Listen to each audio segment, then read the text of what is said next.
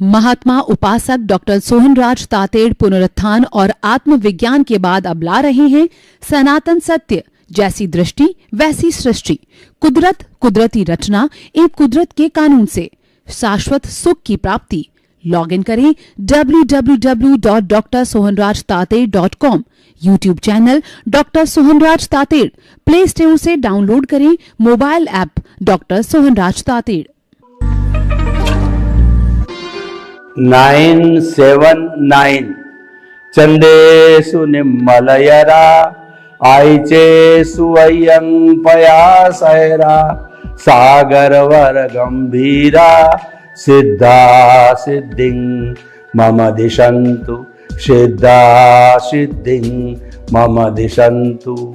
हे मेरे भीतर विराजमान शुद्ध आत्मा भगवान, परम पिता परमेश्वर, मेरे आराध्य, मेरे ईश्वर, मेरे गुरु और मेरे इष्ट, आप सागर के समान गहरे हो और हिमालय के समान विशाल हो, आप सूर्य के समान तेजस्वी हो और चंद्रमा के समान शीतल हो, आप अजर अमर अविनाशी हो, आप अनंत ज्ञान, अनंत दर्शन, अनंत शक्ति, अनंत सुख का धाम हो, आप रिद्धि सिद्धि प्रदाता हो, मुक्ति प्रदाता हो, मुझे मुक्ति की ओर प्रयाण कराओ, ऐसी शक्ति दो, जागृति दो, आशीर्वाद दो। भाई और बहनों, मातृशक्ति को नमन। आज का हमारा अति उत्तम विषय स्थूल, सूक्ष्म, सूक्ष्मतर और सूक्ष्मतम, ये पदार्थ की अवस्थाएं हैं, ये पदार्थ की कैटेगरी है। पदार्थ वही है, लेकिन उसकी साइज के अनुसार उसकी अलग अलग कैटेगरी बनी है। चेतन तत्व अमूर्त होता है, इसीलिए चेतन तत्व सूक्ष्म होने के कारण भी इस जो है पदार्थ की परिधि में नहीं आता है। तो ये सूक्ष्म, स्थूल, सूक्ष्मतर और सूक्ष्मतम है, ये पुद्गल पर लागू होते हैं, जड़ पर लागू होते हैं। पहले हम थोड़ी पुद्गल और जड़ की परिभाषा करते हैं कि जो गलन मिलन धर्मा होता है, यानी कि जो कि जिसका की उत्पाद होता है वह होता है, उसको गलन मिलन धर्मा कहते हैं। वह टूटता है, जुड़ता है, उसमें फ्यूजन होता है, कॉम्बिनेशन होता है, उसको जड़ कहते हैं, पुद्गल कहते हैं। और पुद्गल की सूक्ष्मतम अवस्था, जो कि मैं आपको अभी बता रहा हूं, ये सूक्ष्मतम अवस्था का नाम परमाणु है। उस परमाणु को किसी भी दूरबीन के द्वारा, विज्ञान की कितनी भी पावरफुल दूरबीन हो, लेकिन उसके द्वारा नहीं देखा जा सकता। उसको तो केवल अवधि ज्ञानी, मन प्रयोग ज्ञानी और केवल ज्ञानी ही देख पाते हैं। इसीलिए ये सूक्ष्मतम होता है, ये शाश्वत होता है, ये शुद्ध होता है। और जब एक परमाणु दूसरे परमाणु से मिलता है, द्विपरमाणु, चार परमाणु, चतुर्परमाणु और अष्ट परमाणु, अनंत परमाणु मिलकर के अणु करके, और वो सारा जड़ पदार्थ बनता है। पहाड़ है, सड़कें हैं, और जो है वो हमारे जो ये सारा जितने भी भवन हैं, जितनी भी चीजें हमारे उपयोग में आती है, वो सारी जड़ पदार्थ होती है, चेतन को छोड़ करके। और जड़ में या पुद्गल में संवेदना नहीं होती, सुख दुख की अनुभूति नहीं होती है। इसीलिए जड़ को, पुद्गल को साधन कहा जाता है। और जो साध्य है वो चेतना है। चेतना कोई भी शरीर को धारण करेगी तो उसे निश्चित तौर पर पुद्गल या जड़ का, मैटर का, एग्रीगेट का सहारा लेना पड़ेगा। पुद्गल के कई पर्यायवाची होते हैं, लेकिन कुल मिलाकर के वह निर्जीव होता है, वह अचेतन होता है। ये पुद्गल की अवस्थाएं हम आपको बताते हैं। पहले स्थूल अवस्था।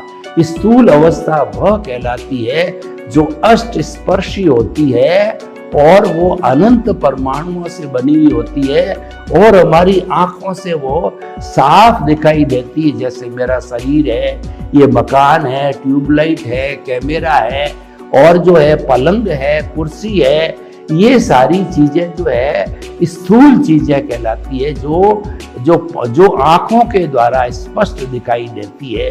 होती ये पुद्गल है, जड़ है, लेकिन स्थूल होती है। दूसरी होती है सूक्ष्म। सूक्ष्म वह वस्तु होती है जो कि आंखों से देखने में बहुत दिक्कत आती है, चश्मा लगाना पड़ता है। जैसे सुई होती है, उसमें जो छेद होता है वह सूक्ष्म होता है। और जैसे कि जो किसी चीज का तिल का दाना है या हमारी रेत का दाना है और किसी भी तत्व का छोटा से छोटा टुकड़ा है जो कि बहुत मुश्किल से दिखाई देता है, उसको सूक्ष्म कहते हैं। सूक्ष्म का अर्थ होता है कि बहुत बारीक, माइन्यूट कहलाता है। और इसको जो है हमारी प्रयास किया जाए तो आंखों से, दूरबीन से हम देख सकते हैं, लेकिन ये होता बहुत छोटी छोटी साइज का होता है। और तीसरा होता है सूक्ष्मतर। सूक्ष्मतर वह होता है जो कि आंखों से दिखाई नहीं देता है, लेकिन आजकल विज्ञान ने बहुत तरक्की कर ली है और विज्ञान ने जो कर्लियन फोटोग्राफी है या अनेक विधियां के द्वारा जो है उन चतुस्पर्शी, उन अष्टस्पर्शी परमाणुओं को वो पकड़ लेते हैं, देख लेते हैं। जैसे हमारा तेज शरीर है, हमारा मन है, जो कि मन हमें बाहर दिखाई नहीं देता है, लेकिन मन के जो अष्टस्पर्शी पुद्गल है, भाषा के अष्टस्पर्शी पुद्गल है, वो सारे जो है दूरबीन के द्वारा देखे जाते हैं। और जो हमारे जो भावों के द्वारा जो है विचार पैदा होते हैं, उन विचारों को जो अष्टस्पर्शी होते हैं उनको कर्लियन फोटोग्राफी के द्वारा देखा जा सकता। वो हमारा तेजस शरीर है। और जो हमारा आभा मंडल होता है, उस आभा मंडल में ये सूक्ष्मतर परमाणु अलग अलग कलर फॉर्म में इकट्ठे हो जाते हैं। और जो ही किसी व्यक्ति के आभा मंडल की रीडिंग की जाती है, आभा मंडल हमारे इस शरीर के बाहर निकला हुआ कुछ सेंटीमीटर का एक घेरा होता है, वह आभा मंडल कहता है। यानी हमारे जैसे विचार होते हैं, उस विचार के अनुसार ये घेरा बन जाता है। और ये आभा मंडल है, व्यक्ति के व्यक्तित्व के बारे में व्यक्त करता है कि व्यक्ति जो है वो संत है, दुर्जन है, नशेड़ी है, बदमाश है, चोर है, वो डाकू है। उसकी आभा मंडल की रीडिंग करने से यंत्रों के द्वारा उसका पता लगा दिया जाता है। जो जड़ पदार्थ है उसका आभा मंडल स्थिर रहता है, क्योंकि उसमें चेतना नहीं है, उनमें भाव नहीं है, वो चिंतन नहीं कर सकते, विचार नहीं कर सकते। लेकिन जो हमारे जो है वो हमारा मूल स्वरूप का आत्मा है, उससे जुड़ा हुआ मन, बुद्धि, चित्त, अहंकार या मन, वचन, काया है, वो सब सजीव मात्र हो जाते हैं। वो शक्ति आत्मा की होती है। वास्तव में तो शरीर ये जड़ होता है, और जब इसमें से आत्मा निकल जाती है तो शरीर इस जड़ को जला दिया जाता है। लेकिन जो ही आत्मा इस शरीर में प्रवेश करती है तो उसके बीच में एक मिश्र चेतन होता है, जिसको प्रतिष्ठित आत्मा कहा जाता है। वह न तो चेतन है न अचेतन है, वो मिश्रण है दोनों का। और उस अज्ञान को प्रतिष्ठित आत्मा कहते हैं। वही सभी तरह का पुरुषार्थ करता है। संसार का पुरुषार्थ भी वही करता है, मोक्ष का पुरुषार्थ भी वही करता है, देहाध्यास के साथ भी वही जुड़ा रहता है, अज्ञा के साथ वही जुड़ा रहता है, और प्रज्ञा के साथ भी वही जुड़ा रहता है। दरअसल में हमारी जो मूल आत्मा है वो तो अक्रिया है, उसकी केवल प्रेजेंस है, वो कोई क्रिया नहीं करती है, वो तो अमूर्त है, उसके अंदर चतुस्पर्शी पुद्गल नहीं है। और विज्ञान की किसी भी पावरफुल दूरबीन के द्वारा उसको नहीं देखा जाता है। उसको तो पूर्ण रीडिंग जो है मात्र केवल ज्ञानी कर सकते हैं। मनोप्रज्ञानी और जो है हमारे अवधि ज्ञानी वो भी पुद्गलों पर काम करते हैं, पुद्गलों को देख सकते हैं, लेकिन वो आत्म तत्व को नहीं देख सकते। आत्म तत्व को जानने वाला, देखने वाला मात्र केवल ज्ञानी होता है। तो भाई और बहनों, जो है हम बात कर रहे थे सूक्ष्मतर की, जो कि अष्ट स्पर्शी पुद्गल होते हैं, लेकिन वो दूरबीन के द्वारा जो है देखे जा सकते हैं। एक होता है सूक्ष्मतम, सूक्ष्मतम चतुस्पर्शी होता है, जिसके 4 स्पर्श होते हैं, शीत, उष्ण, स्निग्ध और रुक्ष। अष्ट स्पर्शी के 8 होते हैं, मृदु, कर्कश और जो है कठोर इत्यादि इत्यादि होते हैं। अष्ट स्पर्शी होता है, वो दिखाई दे सकता है आंखों से, दूरबीन से। चतुस्पर्शी किसी दूरबीन से या जो है अवधि ज्ञानी, मनोपरिज्ञानी अष्ट स्पर्शी को ही देख सकते हैं। चतुस्पर्शी को, कर्म शरीर को नहीं देख सकते। उसको तो मात्र जो है आत्मा ही अपने जो है ज्ञान से देख सकती है। कौन सी आत्मा? प्रतिष्ठित आत्मा, क्योंकि मूल आत्मा की केवल प्रेजेंस है, वो सच्चिदानंद है। सच्चिदाचित चित्त का मतलब वो अविनाशी है, भूत भविष्य वर्तमान में वो सदा एक सी रहती है। और जो है उस चित्त का मतलब वो ज्ञान दर्शन वाली होती है। जब आत्मा का शुद्ध ज्ञान अप्लाई किया जाता है प्रज्ञा के साथ, उसको सम्यक ज्ञान, सम्यक दर्शन कहते हैं। और वही प्रतिष्ठित आत्मा जब देहाध्यास से जुड़ जाती है, अज्ञा से जुड़ जाती है, अज्ञान से जुड़ जाती है, तो वो मिथ्या ज्ञान, मिथ्या दर्शन करने लग जाती है। मिथ्या ज्ञान, मिथ्या दर्शन है, वो सारा अज्ञान है, वो हमारे शरीर से जुड़ा हुआ है। और सम्यक ज्ञान, सम्यक दर्शन विज्ञान है। जो जो इसका डेवलपमेंट होता है, जागृति के साथ में इसका डेवलपमेंट होता है। जो जो हमारी आत्मा के प्रति जागृति बढ़ती जाती है, जब हमको गुरु के द्वारा, ज्ञानी पुरुष के द्वारा ज्ञान दिया जाता है, तो उसके ज्ञान के साथ साथ के अंदर हमारी प्रज्ञा जागृत हो जाती है। और प्रज्ञा जो है वो 15% हमको जो कहना चाहिए कि जो 2% हमको अनुभव मिलता है, तो प्रज्ञा उसमें विकास करती जाती है। 15% जो हमारे पास में जागृति है, उसको प्रज्ञा बढ़ाती जाती है। वो हमारी जो है सम्यक ज्ञान, सम्यक दर्शन के द्वारा वो बढ़ते जाते हैं, बढ़ते जाते हैं। और जब ये जागृति 100% का अर्थ ये हुआ, किसी एक पर्टिकुलर विषय के ऊपर 48 मिनट्स तक जो है स्थिर रहना, उसको जो है वो कहा जाता है 100% जागृति। और 48 मिनट्स के बाद में जब जागृति हो जाती है, तो उसको जो है जो क्षायिक सम्यक तो कहा जाता है। उसके बाद में हमारा सम्यक ज्ञान दर्शन गिरता नहीं है, वह 360 डिग्री का अनुभव हो जाता है। आत्मा का स्पर्श होते होते अनुभव 2% से बढ़ते बढ़ते 360 डिग्री का हो जाता है, क्योंकि हमारी जो जागृति है 48 मिनट्स तक जो है स्थिर हो जाती है। तो पारा थर्मामीटर में जैसे ऊपर चढ़ करके ब्लड प्रेशर का है या जो आपके टेम्परेचर का है जाके स्थिर हो जाता है, उसी तरह से जागृति जो है वह स्थिर हो जाती है 100% पे। और 360 डिग्री पर जो है हमारा सम्यक ज्ञान स्थिर हो जाता है।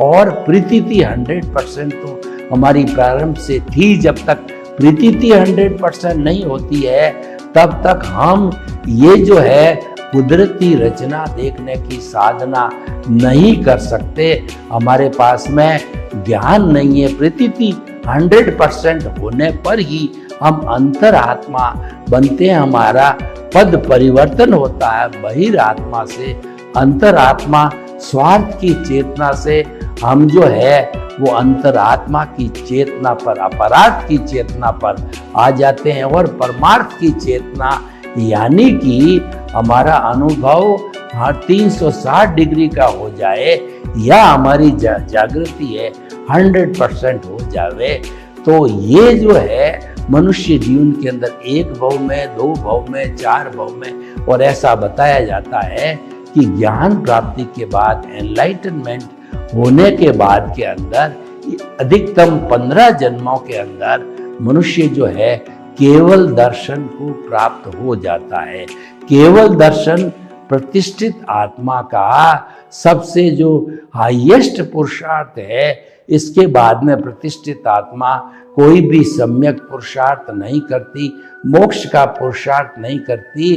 और ऐसा होने से क्या होता है, जो ही हमारा सम्यक ज्ञान दर्शन की बढ़ोतरी होने लगती है, उसके साथ में पैरेलल जो है हमारा अज्ञान प्रतिष्ठित आत्मा से जुड़ा हुआ होता है, वह भी इरेज होता रहता है। तो हम जो है विज्ञान को रबड़ कह सकते हैं और अज्ञान को पेंसिल से बना हुआ एक चित्र कह सकते हैं कि जब विज्ञान की एप्लीकेशन होती है, जब सम्यक ज्ञान, सम्यक दर्शन की एप्लीकेशन होती है, यानी रबड़ की एप्लीकेशन हो गई, किसके ऊपर हो गई है कि मिथ्या ज्ञान, मिथ्या दर्शन रूपी अज्ञान का जो पेंसिल का चित्र बना हुआ है, उसके ऊपर रबड़ चलते चलते वो इरेज होता है और जागृति जब 100% हो जाती है तो वो पूरा चित्र गायब हो गया, अज्ञान समाप्त हो गया, तो प्रतिष्ठित आत्मा समाप्त हो जाती है,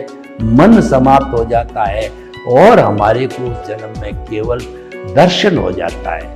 क्योंकि उस जन्म में केवल दर्शन करते करते जितना समय लगा है, तो उस समय में हमारे भाव तंत्र के द्वारा, हमारी प्रतिष्ठित आत्मा के द्वारा, कई बार जो कर्मों के फोर्स के द्वारा कहिए या मिथ्या ज्ञान, मिथ्या दर्शन की एप्लीकेशन कहिए, तो कुछ जो हमारे कॉजेस पड़ गए, तो कॉजल बॉडी तैयार हो जाती है। उस कॉजल बॉडी को समाप्त किए बिना हमारे को केवल ज्ञान नहीं हो सकता, मुक्ति नहीं हो सकती। इसीलिए जिसको केवल दर्शन होता है, वो माँ के पेट में जो है तीर्थंकर रूप में, केवली रूप के अंदर वो 3 ज्ञान लेकर के आते हैं, मृति, शुद्ध और अवधि, उनसे उनको दिखाई देता है। और जो तीनों दिखाई देते हैं उसका कारण है अवधि दर्शन है। इसका कारण जो है हमारा केवल दर्शन है, जो नेक्स्ट बर्थ के अंदर उस केवल दर्शन होने के बाद जो परिणाम का भुगतान, कॉजल बॉडी इकट्ठी की गई है, कर्म शरीर जितना भी बचा हुआ, हालांकि वो प्राय जो है शुभ होता है, तो शुभ को इरियापतिक कर्म बंद कहते हैं। यानी जिस जन्म में केवल ज्ञान होकर के अंतिम समय के अंदर और सिद्ध बुद्ध मुक्त बनना है, तो उस स्थिति में इरियापति कर्म को जो है वो भुगतान करके और केवल ज्ञान की प्राप्ति करके अंत में जितना आयुष्य बचता है, तो उस आयुष्य की समाप्ति पर 13वां गुण स्थान तो केवल ज्ञान का है और केवल ज्ञान का पूरा जो परिणाम का भुगतान होकर के 14वां गुण स्थान आता है। तो 14वें गुण स्थान के अंदर शैलेशी अवस्था में अ, उ, री, ली, ये 5 अक्षर बोले जितने में पहले जो मन का उत्सर्ग होता है, फिर वचन का उत्सर्ग होता है, फिर काया का उत्सर्ग होता है और 2/3 काया की अवधारणा जो है वो साथ लेकर के आत्मा जाती है। 1/3 का कर्म शरीर पीछे जड़वत बच जाता है। 2/3 की अवगाहना ये वास्तव में तो अमूर्त होती है, लेकिन जो है ये रूपक रूप में बताया गया है कि लो के अंदर लीन हो जाती है। और जो सिद्ध शिला के अंदर कोई भी लौ, कोई भी जो कहना चाहिए भगवान, ईश्वर, मुक्त आत्मा है, एक दूसरे को डिस्टर्ब नहीं करती है। ये सिर्फ रूपक के रूप में समझाने के लिए 2/3 अवगाहना लेकर के जाती है, बात बताई जाती है। तो भाई और बहनों, हम आपको बताना चाहते हैं कि ये 4 कैटेगरी है, ये पुद्गल की है, ये जड़ की है, एग्रीगेट की है, इसको समझना बहुत जरूरी है। तो ये जो सूक्ष्मतम अवस्था है उसको समझा जाना चाहिए। सूक्ष्मतम अवस्था है हमारे कर्म शरीर की है, और कर्म शरीर जो है वह किसी भी वैज्ञानिक दूरबीन से दिखाई नहीं देता है, और क्योंकि वह चतुस्पर्शी होता है, वो सूक्ष्मतम होता है। तो भाई और बहनों, सूक्ष्मतम जो हमारा ये जो है कहना चाहिए कर्म शरीर है, इसको कई लोग लिंग शरीर कहते हैं, और कई इसको अज्ञान कहते हैं, कई कॉजल बॉडी बोलते हैं, कई कर्म शरीर कहते हैं। तो ये जो सारा है वह हमारा जो है भव भवांतर में हम इसको भटकाने वाला होता हुआ है। तो ये चारों जो है हमने अवस्थाएं इसीलिए बताई कि इन चारों का अभ्यास करना जरूरी है। और चारों कैसे बनती है? जो स्थूल है वो तो अष्टस्पर्शी पुद्गलों से बनता है, और जो चतुस्पर्शी पुद्गल है उनसे मात्र हमारा कर्म शरीर बनता है। और अष्टस्पर्शी पुद्गल जो कि आंखों से दिखाई नहीं देते हैं, वो हमारे को जो वैज्ञानिक दूरबीन, जो कर्लियन फोटोग्राफी इत्यादि अलग अलग होते हैं, उससे जो उसका चित्र लेकर के और उसका विश्लेषण किया जा सकता है। तो भाई और बहनों, ये आज का विषय जो है हमें अध्यात्म विज्ञान को समझने के लिए बहुत हेल्पफुल होता है। जो हमारा तेजस शरीर है वह अष्टस्पर्शी पुद्गलों का है, और वह जो है उसको विज्ञान की दूरबीन के द्वारा देखा जा सकता है। तो उसको तेजस शरीर कहते हैं, उसको प्रतिष्ठित आत्मा कहते हैं। प्रतिष्ठा करने वाली आत्मा प्रतिष्ठित आत्मा कहलाती। वास्तव में आत्मा तो मूल एक ही है, लेकिन उसकी कैटेगरी, उसके विभाग अलग अलग है जो अपना काम करते हैं। क्योंकि आत्मा अमूर्त है और वह तो मोक्षगामी है, लेकिन इस अज्ञान के उसके साथ जुड़े होने के कारण उसके परिणाम स्वरूप है वो हर समय में अलग अलग शरीर धारण करती है।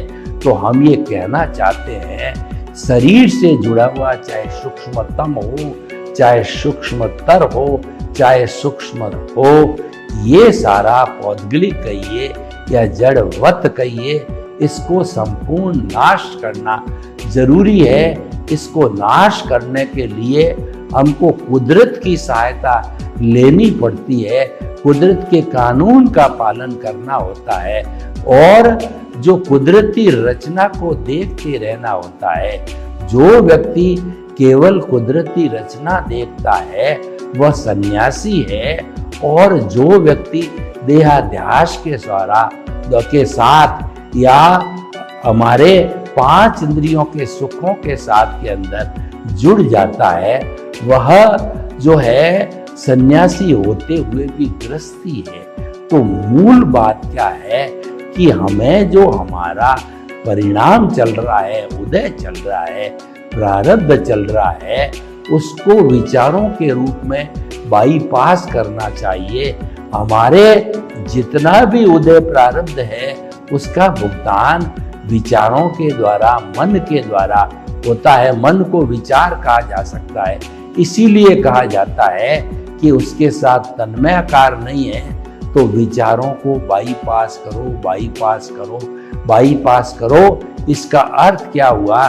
तुम मात्र ज्ञाता दृष्टा बनो, तुम मात्र भेद विज्ञान करो, जुदापन की जागृति करो, साक्षी भाव रखो। शरीर अलग है, मैं अलग हूँ। शरीर जो है मिला है वो मेरे अज्ञान के स्वरूप मिला है। तो इस शरीर को अज्ञान का विभाग कहा जा सकता है, उसके कारण कहा जा सकता है। उसके कारण जो कर्म शरीर सूक्ष्मतम को समाप्त कर दिया जाए प्रतिष्ठित आत्मा के द्वारा। और प्रतिष्ठित आत्मा चार्ज तो करती है, साथ साथ में उसी प्रतिष्ठित आत्मा का मैकेनिकल मोड के अंदर डिस्चार्ज हर समय चलता रहता है।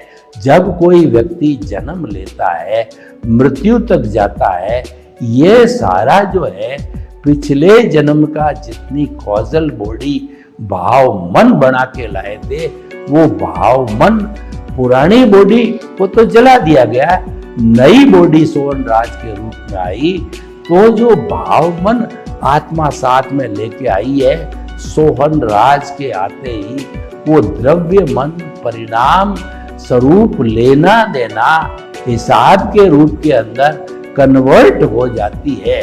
तो भाइयों और बहनों, हम आपको ये बताना चाहते हैं कि ये चारों की परिभाषा, इसका विश्लेषण जानना जरूरी है, तभी हम आत्मा को जान सकते हैं। सर्वे भवन्तु सुखिनः, सर्वे सन्तु निरामया। लोक के जीवों को सुख मिले, शांति मिले, आनंद मिले, प्रेम मिले, सौहार्द मिले, और सब हम सूक्ष्मतम को जान करके अपने गंतव्य को प्राप्त करें। आपके प्रति मंगल भावना। ओम शांति।